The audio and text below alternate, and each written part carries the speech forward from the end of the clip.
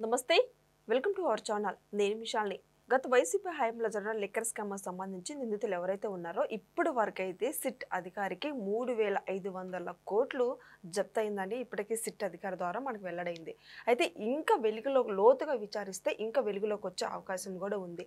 ఇక నిందితులు ఎవరైతే ఉన్నారో వాళ్ళు ఈ ముడుపుల డబ్బులతో ఎక్కడెక్కడ భూములు కొన్నారనేది కూడా ఇప్పుడు ఏసీబీ కోర్టు అయితే జప్తు చేయమని కోరింది.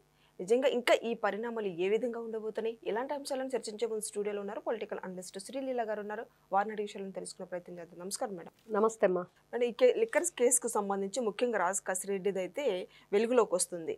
ఎందుకంటే ఈ డబ్బులు లిక్కర్ స్కామ్కి సంబంధించి డబ్బులు మొత్తం కూడా వాళ్ళు వాళ్ళ బంధువుల పేర్ల మీద కొనడం, ఆస్తులు ఎక్కడెక్కడ భూములు కొనడం అవంతా జరుగుతూ వస్తుంది. కంపెనీలు పెట్టడం, కంపెనీలు కొనడం, కార్యాలయాలు మొత్తం కొనడం వస్తుంది. అయితే తర్వాత ఇప్పుడు ఏసీబీ కోర్టు అయితే జప్తు చేయమని, వాళ్ళ ఆస్తులు జప్తు చేయమని కోరింది.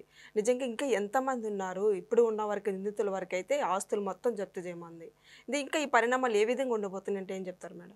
ఇక్కడ ఆస్తులు అటాచ్మెంట్ అనగానే గతంలో వైఎస్ఆర్సీపీ పార్టీ అధికారంలో ఉన్నప్పుడు ఒక సన్నివేశం గుర్తు వస్తుంది. ఈ మధ్య తానే వచ్చి లొంగిపోవడానికి కూడా టైం ఇచ్చింది కోర్టు. మరి వచ్చి లొంగిపోయిన సంజయ్ ఎవరైతే ఉన్నారో మాజీ ఐపీఎస్, ఆయన ప్రధానంగా ఎవరి కోసం ఆ రోజున ప్రెస్ మీట్ పెట్టాడంటే సోషల్ మీడియా, టీడీపీ, అదేవిధంగా సోషల్ మీడియాలో న్యాయంగా పోరాడే వాళ్ళ కోసం ప్రెస్ మీట్ పెట్టాడు. పెట్టి ఎవరైనా సరే 2019 నుంచి 24 మధ్య ఆ రోజున ఏదైతే వాళ్ళ హయాం నడిచిందో ఆ రోజున పోస్ట్ పెట్టిన వాళ్ళను కూడా తీసుకెళ్ళి థర్డ్ డిగ్రీ ఇవ్వటం. అదేవిధంగా అతను ఇచ్చిన స్టేట్మెంట్ ఏంటంటే ప్రెస్ మీట్లో ఎవరైనా సరే ఈరోజు ఉన్న ప్రభుత్వం గురించి పోస్టులు పెడితే వాళ్ళ ఆస్తులు అటాచ్ చేస్తానని. మరి ఈ రోజున వాళ్ళు అధికారంలో ఉన్నప్పుడు చేసిన ఈ మద్యం కుంభకోణంలో మరి ఈ రోజున నిందితులుగా ఉండి రిమాండ్ పొడిగించుకుంటూ వస్తూ వాళ్ళు ఎప్పుడు బయటకు వస్తారు, ఎప్పుడు శిక్ష పడుతుంది, ఇంకా ఎంతమంది దాంట్లో ఇన్వాల్వ్ అయ్యి ఉన్నారు అనేది మనం చూస్తూ ఉంటే మరి ఈ రోజు నిజంగా సంచలనమే. మరి సిబిఐ కోర్టు సిట్ ఇచ్చిన ఏదైతే నివేదిక ఉందో దానిలో పూర్తి వివరాలు చూసిన తర్వాత ఈ మద్యం కుంభకోణంలో ఏదైతే డబ్బులు కొట్టేశారో దాంతో ఏ ఆస్తులు అయితే వీళ్ళు కూడబెట్టారు, భూములు కానివ్వండి, మరి హాస్పిటల్స్ కానివ్వండి, బంగారం కానివ్వండి, ఏదైనా సరే వీళ్ళు ఎక్కడెక్కడ ఏం కొనుగోలు చేశారు, 100 ఎకరాల భూములా, మరి ఎంత దారుణమా. మరి అవన్నీ కూడా అటాచ్ చేయాలి అనేది వింటుంటే మరి ఆస్తులు అటాచ్ చేసేది ఎలాంటి విషయాల్లో చేస్తారు, ఎప్పుడు చేస్తారు, మరి ఏ విధంగా చేస్తారు అనేది ఒకసారి వైఎస్ఆర్సీపీ పార్టీకి బూమరాంగ్ అయినట్లు కనిపిస్తుంది. గతంలో వాళ్లే ఆస్తులు అటాచ్ చేసేస్తాం, పిచ్చి పిచ్చి వేషాలు మా గురించి మాట్లాడితే మేము చేసే అన్నీ కూడా ఇట్లాంటి అవినీతి పనులే చేస్తాం, మీరు మాత్రం పోస్టులు పెట్టకూడదు అన్న రీతిని ఆ రోజున సంజయ్ మాట్లాడాడు. మరి ఈ రోజున చూస్తే రాజ్ కసిరెడ్డి A1, మరి ఆయన మొన్నటి వరకు నా వంట నేను చేసుకుంటాను, నాకేదో కిడ్నీలో స్టోన్స్ ఉన్నాయి, నాకు బెయిల్ ఇవ్వండి, నేను బయటికి వెళ్ళిపోతానని మాట్లాడాడు. తర్వాత చెవిరెడ్డి భాస్కర్ రెడ్డి, ఆయన కూడా అసలు ఒక్కొక్కరంతు తేలుస్తాను, సిట్ ఆఫీస్ ముందు ఇల్లు అద్దెకు తీసుకుని ఉంటాను రెంట్కి, మరి అక్కడ రెంట్కుండి మీ సంగతి తేలుస్తానని చెప్పేసి తగ వార్నింగ్లు ఇచ్చాడు, అరిచాడు. అసలు వేరే ఉన్నారు అందరూ, మమ్మల్ని చిన్న చిన్న వాళ్ళని అరెస్ట్ చేస్తారేంటి అన్నాడు. తర్వాత జడ్జి గారి దగ్గరికి వెళ్ళి బోర్ని ఏడ్చాడు. చాలా డ్రామాలు ఆడారు. తర్వాత వెన్నునొప్పి అన్నాడు, కింద పడుకోకూడదు అన్నాడు, వెంకటేశ్వర స్వామి మాలేసుకుంటానన్నాడు, మా తల్లికి మాట ఇచ్చానన్నాడు. రకరకాలు స్టోరీస్ అన్నీ విని విని విని విని అందరికీ విసుకొచ్చేసింది. దాని మీద ఎంతమంది డాక్యుమెంటరీలు రిలీజ్ చేశారు, మద్యం కుంభకోణం మీద వెబ్ సిరీస్ వచ్చినాయి. మరి ఇవన్నీ చూశాక కూడా ముఖ్యంగా అసలు ఎవరైతే ఈ ఆస్తులు అటాచ్ చేసుకుంటే సరిపోయిద్దా? మరి ప్రజలందరూ అంటున్నారు ఇట్లాంటి వ్యక్తులకి ఉరిశిక్ష కూడా తక్కువేనని. నిన్న చూసాం, మేయర్ దంపతుల్ని హత్య చేసిన కేసులో వాళ్ళ 5గురికి ఉరిశిక్ష పడింది. మరి అలా ఉరిశిక్ష కూడా తక్కువే అన్నప్పుడు ఇట్లాంటి వ్యక్తుల్ని ఏం చెయ్యాలి? అదేదో కుంభీపాకం అని అపరిచితుడు సినిమాలో అతను చేస్తూ ఉంటాడు, కొన్ని ఏదైతే ఉందో అలా ట్రీట్ చేస్తూ ఉంటాడు.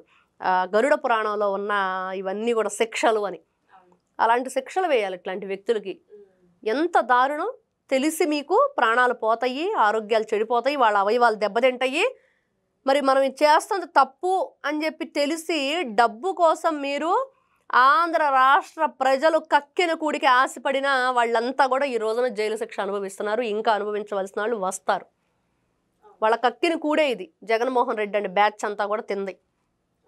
వాస్తవంగా చెప్పుకోవాలంటే ఎంత నీచం, ఎంతమంది ఆడబడుచులు తాళిబొట్లు దించారు మీరు, ఎంతమంది ఇంటి పెద్దలను కోల్పోయారు ఈ రోజున, ఎంతమంది ఈ రోజున వాళ్ళంతా కూడా అవయవాలన్నీ చెడిపోయి మంచానికి పరిమితం అయిపోయారు. ఇంత ఘోరంగా చేసి ఈ రోజున మరి వాళ్ళకి తగిన శిక్ష పడుతుందా అంటే ఇంకా తక్కువే. ఇవన్నీ ప్రజలు ఎవ్వరు కూడా సాటిస్ఫై అవ్వట్లేదు ఈ శిక్షలకి. ఆస్తులు అటాచ్ చేస్తారా, జైల్లో పెడతారా అనేది కాదు, ఇంతకంటే వాళ్ళని ఈ గరుడ పురాణంలో ఉండే శిక్షలు వేస్తే బాగుండని చెప్పి కోరుకునే పరిస్థితి. ప్రజల నుంచి కూడా వస్తున్న స్పందన అదే మేడం. ఇప్పటి వరకు ఈ కేసు అయితే సైలెంట్, ఇప్పటి నుంచి ఇంకా సైలెంట్ అయిపోయింది. కేసుకి నీరు గారిపోవటమేనన్నా వస్తున్న సమాచారం. అదే వీళ్ళు విని విని విసిగిపోతున్నారు. కొంతమంది బయటికి వెళ్ళారు. ఈ బాలాజీ గోవిందప్ప ఎవరు, కృష్ణమోహన్ రెడ్డి, ధనుంజయ రెడ్డి, మరి ఎవరైతే ఈ చెవిరెడ్డి భాస్కర్ రెడ్డి, వెంకటేష్ నాయుడు ఫోను మరి అది రావాలి. విజయసాయి రెడ్డి వచ్చి ఏదో ఎప్పుడో చెప్తానన్నాడు. అది ఇంతవరకు ఏమీ లేదు, అసలు ముందుకు కదిలిన పాపాన పోలేదు. మరి జగన్మోహన్ రెడ్డిని ఎప్పుడు అరెస్ట్ చేస్తారు? మరి ఇన్ని రకాలు ఉన్నాయి దీనిలో. ఇంకా కొంతమంది అమెరికాలోనే ఎక్కడో ఉన్నారు. ఈ ప్రద్యుమ్న ఎవరు, మరి ఇంకా కొంతమంది ఉన్నారు. అవినాష్ రెడ్డి అని, ముప్పిడి అవినాష్ రెడ్డి, వాళ్ళ తమ్ముడు అరవింద్ రెడ్డి ఎవరో, ఇట్లా కొంతమంది ఉన్నారు దీంట్లో నిందితులు. మరి వీళ్ళందరూ ఎప్పుడొచ్చి దీంట్లో కీలకమైన విషయాలు బయటికి తీయాలి? ఎక్కడెక్కడ డబ్బులు ఈ రోజున మరి చెవిరెడ్డి భాస్కర్ రెడ్డి మరి అక్కడ తుడాకు సంబంధించిన ఆ వ్యాన్ ఉపయోగించడం కానీ, దాంట్లో వీళ్ళు రిజిస్టర్ బుక్లో కూడా రాంగ్ రాయటం ఏంటి? ఆ రోజున ఫీడ్బ్యాక్ రాయాలంటే ఎక్కడెక్కడ తిరిగింది ఈ వ్యాన్ అనే దానికి వ్యాన్ ఉన్న చోటు వేరు, వీళ్ళు రాసిన ప్లేస్ వేరు దాంట్లో. మరి ఇన్ని రకాలు ఉన్నాయి. కాబట్టి నిజంగా ప్రజలందరూ కూడా ఏం కోరుకుంటున్నారు అనంటే వాళ్ళకి సరైన శిక్ష ఎప్పుడు పడుతుంది? ఇంకా ఈ రోజు కూడా మరి వాళ్ళు అచ్చోసిన ఆంబోతుల్లాగా ఇష్టానుసారంగా కూటమి ప్రభుత్వం గురించి, రాష్ట్ర ప్రజల గురించి మాట్లాడుతూ ఇబ్బంది గురి చేస్తూ ఉన్నారు. చాలా చాలా చాలా చాలామంది నారా చంద్రబాబు నాయుడు గారు ముఖ్యమంత్రిగా అయిన తర్వాత కూడా మరి ఇంకా ఇలాంటివన్నీ ఎందుకు జరుగుతున్నాయి రాష్ట్రంలో అనేది వినిపిస్తూ ఉంది. కాబట్టి మనం అనుకునేది ఏంటంటే టైం పట్టిద్ది ఖచ్చితంగా. ఎందుకు అంటే ప్రజల ఆవేశంతో మరి వాళ్ళు మాట్లాడినా కూడా మనం చెప్పేది ఏంటి అంటే నిజంగా వాళ్ళు తప్పు చేశారనేది వాస్తవం. ఈ రోజున మద్యం కుంభకోణం జరిగిందనేది వాస్తవం. కొంతమంది ఈ రోజున నిందితులు మరి జైల్లో రిమాండ్లో ఉన్నారన్నది వాస్తవం. కానీ ఈ రోజున ఆస్తులు అటాచ్ చేసుకోబోతున్నారు. ముందుకు ఇంకొక స్టెప్, మరి నెక్స్ట్ ఏంటి? మరి వెంకటేష్ నాయుడు ఫోన్ గురించి ఇట్లా వస్తూ ఉంటాయి. ఒకేసారి మనం ముందుకు వెళ్ళటం వల్ల కూడా ఉపయోగం ఉండదు. కాబట్టి స్టెప్ బై స్టెప్ ఏం జరుగుతుందనే దాని మీద ముందుకు వెళుతుంది. ఖచ్చితంగా ప్రజలందరూ కూడా వాళ్ళు ఈ రోజున ఏదైతే కూటమి ప్రభుత్వానికి సహాయంగా నిలబడండి. మీ వంతు మీరు. ఈ రోజున మోంతా తుఫానే వచ్చింది, దానికి సంబంధించి ప్రజల సహాయం కూడా ఉండాలి దీనిలో. మరి కూటమి ప్రభుత్వం ముందుకు తీసుకువెళ్ళాలంటే మరి ప్రతిపక్ష హోదా కూడా లేని వైఎస్ఆర్సీపీ పార్టీ ఏ రోజు కూడా ప్రజలకు మంచి చేస్తామని చెప్పటమే కానీ చేయటానికి ఎటువంటి ప్రయత్నాలు అయితే చేయలేదు. అది వాస్తవం. కాబట్టి మద్యం కుంభకోణం అనేది నిజంగా చాలా భయంకరమైంది. ఈ రోజున ఎవరూ మర్చిపోలేంది. జంగారెడ్డిగూడెంలో కల్తీ సారా దాగి చనిపోవటం గురించి కానీ, వీళ్ళు ఇంకా రకరకాలుగా ఎంతమంది ప్రాణాలు పోవటానికి ఒక మద్యం కుంభకోణంలోనే కాదు, దళిత డాక్టర్ సుధాకర్ లాంటి మరణం, లేకపోతే దళిత డ్రైవర్ సుబ్రహ్మణ్యం, వీధి సుబ్రహ్మణ్యం లాంటి వాళ్ళు కానీ, మరి అక్కడ ఇసుక దోపిడీ జరుగుతుందని చెప్పిన వ్యక్తిని శిరోమండనం చేసి అర్ధనగ్నంగా పోలీస్ స్టేషన్లో కూర్చోబెట్టి వీడియోలు తీయటం, మరి ఇక్కడ కల్తీ ఏదైతే మందు అమ్ముతున్నారో ఇదిగో పలానా షాప్ దగ్గర నేనున్నానని చెప్పిన వ్యక్తి మరుసటి రోజు శవమైపోతాం లాంటివి కానీ, మరి ఇలాంటివి ఎన్నో చూస్తూ వచ్చాం. మరి ఇలాంటి వ్యక్తులకి శిక్ష పడే రోజు అది త్వరలోనే ఉందని చెప్పేసి మళ్ళీ ప్రజలందరూ కూడా ఎదురు చూస్తూ ఉన్నారు. ఇట్లాంటి ఏం జరుగుతుంది, వీళ్ళకి ఎప్పుడు శిక్ష పడుతుంది అన్నదానికి. Thank you. నమస్తే.